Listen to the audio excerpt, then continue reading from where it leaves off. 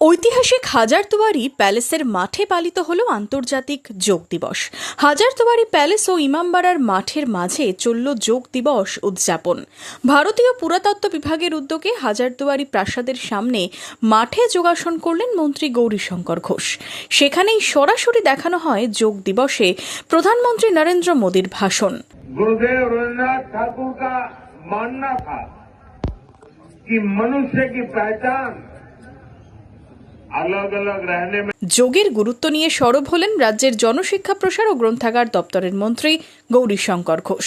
আমাদের যশস্বী প্রধানমন্ত্রী বিশ্ব যোগ দিবসে এই আহ্বানে রেখেছে যে প্রতিদিন একটা নির্দিষ্ট সময়ে আমরা যোগাভ্যাস করলে আমাদের মন ও শরীর দুটোই সুস্থ থাকবে। আর মন শরীর সুস্থ রাখার জন্যই আজকে বিশ্ব যোগা দিবসে আমাদের প্রধানমন্ত্রী এবং আমরা যারা বিভিন্ন জায়গায় যোগ দিবসে আজকে যোগা দিবসে উপস্থিত হয়েছি প্রত্যেককেই আমরা উৎসাহিত এবং সচেতন করছি যে নির্দিষ্ট সময়ে শান্ত পরিবেশে যোগা করলে মন শরীর সুস্থ থাকবে। শরীর মন সুস্থ রাখা অত্যন্ত প্রয়োজন পরিবার ও সমাজ গঠনের জন্য।